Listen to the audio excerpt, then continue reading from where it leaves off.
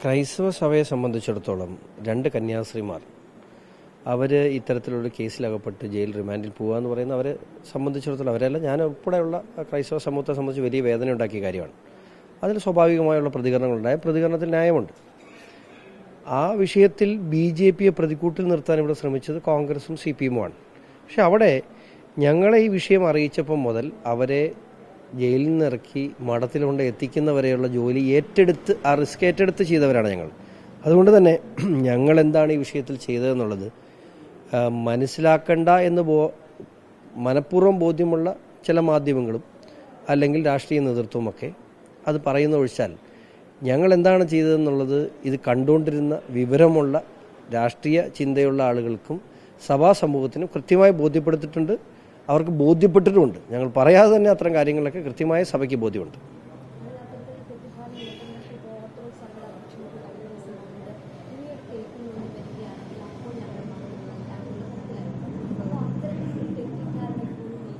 അല്ല, അത് ഞാൻ പറഞ്ഞത് അത്തരത്തിലുള്ള തെറ്റിദ്ധാരണ ഇപ്പോഴും നിലനിൽക്കുന്നുണ്ട് എന്ന് ഞാൻ വിശ്വസിക്കുന്നില്ല. ഞങ്ങൾ സ്നേഹത്തിൻ്റെ കേൾക്കുമായാണ് ചെല്ലുന്നത്. പക്ഷേ അവിടെ ഇത്തരത്തിലുള്ള ആളുകൾ ഇപ്പോൾ ഈ കോൺഗ്രസും CPM-ഉം നടത്തുന്ന ശ്രമങ്ങളെ സംബന്ധിച്ച് നിങ്ങൾക്കറിയാം, ഇവിടെ ഒരു വലിയ വിദ്വേഷത്തിൻ്റെ ഒരു പുകമറ സൃഷ്ടിക്കുകയാണ്. അപ്പോൾ ഇവിടെ യഥാർത്ഥത്തിൽ ഇവിടെ ജനാധിപത്യപരമായി മനുഷ്യത്വപരമായ സമീപനം സ്വീകരിച്ചത് മോദിയാണ്. നമുക്കറിയാം, നിങ്ങൾ ആദ്യം മനസ്സിലാക്കേണ്ടത് ഛത്തീസ്ഗഡിൽ 55 സീറ്റോടുകൂടി അധികാരത്തിലിരിക്കുന്ന ഒരു സംസ്ഥാനമാണ്. ആ സംസ്ഥാനത്ത് പ്രാദേശികമായുള്ള വികാരങ്ങളെ മാറ്റി നിർത്തിക്കൊണ്ടാണ് ഇത്രയും ഒരു നീതി നടപ്പിലാക്കാൻ കേരളത്തിലെ BJPയോടൊപ്പം ആ സർക്കാരും പ്രധാനമന്ത്രിയിൽ നിന്ന്. അപ്പം നിങ്ങൾക്കറിയാം, പ്രധാനമന്ത്രിയുടെ ഒരു ഉറച്ച തീരുമാനമാണ് നമുക്ക് അവരെ രക്ഷപ്പെടുത്തി ഇവിടെ കൊണ്ടുവരാൻ കഴിഞ്ഞത്. ആ തീരുമാനം എങ്ങനെയാണ് സബ്കാ സാത്ത് സബ്കാ വികാസ് എന്ന് പറയുന്ന എല്ലാവരോടും ഒപ്പമുണ്ട് എന്ന് പറയുന്ന പ്രധാനമന്ത്രിയുടെ അദ്ദേഹത്തിൻ്റെ ഒരു സെക്കുലർ മുഖം വെളിവാക്കിയ ഒരു സംഭവമായിരുന്നു. അപ്പം അതുകൊണ്ട് ഞങ്ങൾക്ക് അങ്ങനത്തെ ആകുലതകളൊന്നുമില്ല. ഞങ്ങൾക്ക് ഇനിയും ഞാൻ ഈ ദിവസങ്ങളെല്ലാം പിതാക്കന്മാരെല്ലാം കണ്ടു. അവരെല്ലാം വളരെ സ്നേഹമായിരുന്നു. ഇപ്പോൾ ഞാൻ പറയട്ടെ, ഇപ്പം ക്ലിമിസ് പിതാവ് ഇതേ സ്റ്റേറ്റ്മെൻറ്റ് പറഞ്ഞ ഒരാളാണ്. ഇന്നലെ ക്ലിമിസ് പിതാവ് ക്ഷണിച്ച ചടങ്ങിൽ ബഹുമാനപ്പെട്ട സംസ്ഥാന പ്രസിഡന്റ് പങ്കെടുത്തു. അദ്ദേഹം ക്ഷണിച്ചിട്ടാണ് പോയത്. അല്ലാതെ അതൊക്കെ ഒരു പ്രൊവോക്കേഷൻ, ഒരു സഡൻ പ്രൊവോക്കേഷൻ, അങ്ങനെ പല കാര്യം, ആ വികാരം അതാണ്. പക്ഷേ BJPയെ സംബന്ധിച്ചിടത്തോളം BJP എന്ന രാഷ്ട്രീയ പ്രസ്ഥാനം ഈ നാട്ടിൽ ക്രൈസ്തവർക്കും ക്രൈസ്തവ സമൂഹത്തിനും എത്രമാത്രം ആവശ്യമാണ് എന്നുള്ളത് അവർക്ക് ബോധ്യമുണ്ട്.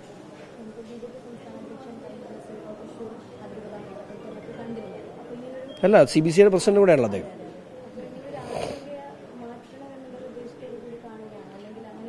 അല്ലല്ല, തെറ്റിദ്ധാരണ ഇപ്പോഴാർക്കെങ്കിലും ഉണ്ടെന്ന് കരുതുന്നില്ല. പക്ഷേ അവിടെ നടന്ന കാര്യങ്ങളെ സംബന്ധിച്ച് വളരെ ഡീറ്റെയിൽഡായിട്ട് നമ്മളെ ആശങ്ക അറിയിച്ച പിതാക്കന്മാരെയൊക്കെ കാര്യങ്ങൾ പറഞ്ഞ് മനസ്സിലാക്കേണ്ടതായിട്ടുണ്ട്. എന്താണ് അവിടെ നടന്നത്, എങ്ങനെയാണ് ഇത് കിട്ടിയത്, എന്തൊക്കെയാണ് കേന്ദ്ര സർക്കാരിൻ്റെയും സംസ്ഥാന സർക്കാരിൻ്റെയും രാജീവ് ചന്ദ്രശേഖറിൻ്റെയും ഇടപെടലില്ലായിരുന്നുവെങ്കിൽ എന്തവിടെ സംഭവിക്കുമായിരുന്നു. ഇത്തരം കാര്യങ്ങളെ സംബന്ധിച്ച് ഞങ്ങളെടുത്തൊരു റിസ്ക്, ഞങ്ങൾ ഇത്രയും കല്ലേറ് കൊണ്ട സമയത്ത്, ഇത്രയും ചെളിവാരിയേറിൽ നിങ്ങൾ മാധ്യമങ്ങൾ ഉൾപ്പെടെ, റിപ്പോർട്ടറെ മാത്രമായിട്ട് പറയുന്നതല്ല, എല്ലാ മാധ്യമങ്ങളും എത്രമാത്രം ചെരുവാരിയിരുന്ന സമയത്തും അതിനെ ഒന്നും നമ്മൾ ശ്രദ്ധിക്കാതെ, സത്യം പറഞ്ഞാൽ ഇവിടുത്തെ കോൺഗ്രസും CPM-ഉം നടത്തിയ പ്രചരണങ്ങളുടെ അടിസ്ഥാനത്തിൽ ആ സർക്കാർ എന്താ ചെയ്യേണ്ടത്?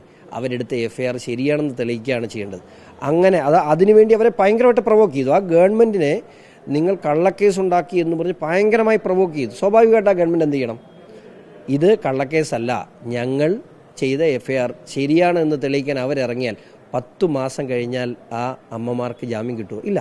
അപ്പം അവിടെ അവരുടെ ഇമേജ് പോലും മാറ്റി വെച്ചുകൊണ്ട് ഇവരുടെ പാർലമെൻറ്റിലും അവിടെയും ഇവർ പറഞ്ഞ ആരോപണങ്ങളെ വകവയ്ക്കാതെ അവിടെ നീതിക്കൊപ്പം ഞങ്ങൾ പറഞ്ഞ കാര്യങ്ങൾക്കൊപ്പം അവർ നിന്നു എന്നത് BJPയുടെ ഒരു മതേതര മുഖമാണ് വെളിവാക്കേണ്ടത്. അത് ഇനിയെങ്കിലും മനസ്സിലാക്കിയില്ലെങ്കിൽ കൂടെ, ഞാൻ പറഞ്ഞില്ലേ, ഇപ്പോൾ നമുക്കറിയാം STP ഉൾപ്പെടെയുള്ള ആളുകൾ ഈ സമരത്തിൽ ഒളിഞ്ഞും തെളിഞ്ഞും പങ്കാളിയായി അവരിന്നലെ അത് അംഗീകരിക്കുന്ന സാഹചര്യം ഉണ്ടായി.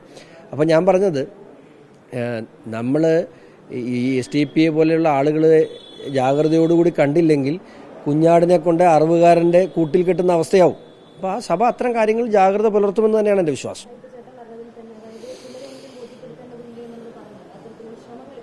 അല്ല, തീർച്ചയായിട്ടും. ഞാൻ പറഞ്ഞു, എന്നെ വിളിച്ച് ആകുലത അറിയിച്ചവരെ ഞാൻ തിരിച്ച് മറുപടി പറയണ്ടേ, ഞാൻ ചെയ്യുന്നുണ്ട്. അത് തീർച്ചയായിട്ടും ഞാൻ എല്ലാവരെയും കാണും. എന്നെ കണ്ടു കഴിഞ്ഞു. അപ്പോൾ ഓൾമോസ്റ്റ് എല്ലാ പിതാക്കന്മാരുടെ അടുത്തും കാര്യങ്ങൾ കൺവേ ചെയ്ത് കഴിഞ്ഞിട്ടുണ്ട്.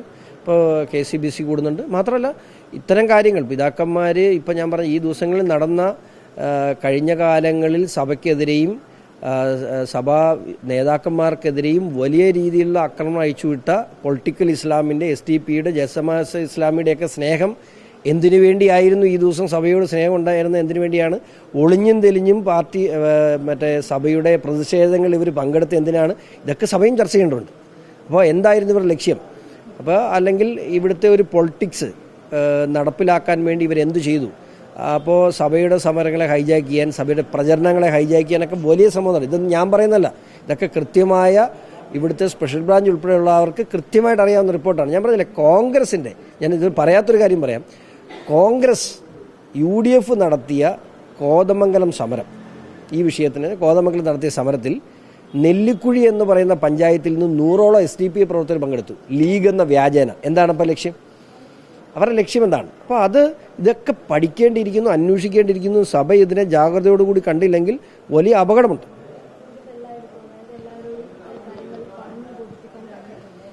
തീർച്ചയായിട്ടും ഇത് ഞാൻ പറഞ്ഞില്ലേ, വലിയ ആശയക്കുഴപ്പമുണ്ടായി, ഞങ്ങൾക്ക് മാനസികമായി വലിയ ബുദ്ധിമുട്ടുണ്ടായി. കാരണം കഴിഞ്ഞ കാലങ്ങളിൽ ഞങ്ങൾ സ്വീകരിക്കുന്ന സമീപനം, ആ സമീപനത്തിന് വിരുദ്ധമായി വലിയ രീതിയിലുള്ള പ്രചരണം ഞങ്ങൾക്കെതിരെ ഉണ്ടായി. ഞങ്ങൾക്കെതിരെ വലിയ രീതിയിലുള്ള പ്രചരണം, ആ പ്രചരണങ്ങൾക്ക് കൃത്യമായി തടയിടാനും അതിൻ്റെ നിജസ്ഥിതി ക്രൈസ്തവ സമൂഹത്തെയും കേരളത്തിൻ്റെ മതേതര സമൂഹത്തെയും, ക്രൈസ്തവർ മാത്രമല്ല പ്രതിഷേധിച്ചത്, കേരളത്തിൻ്റെ മതേതര സമൂഹം ഇതിൽ പ്രതിഷേധം അറിയിച്ചു.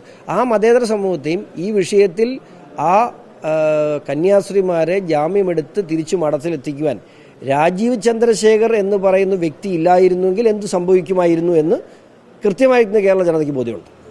ബോധ്യപ്പെടാൻ ആഗ്രഹിക്കാത്തവരെ ബോധ്യപ്പെടുത്താൻ നമുക്ക് പറ്റില്ലല്ലോ.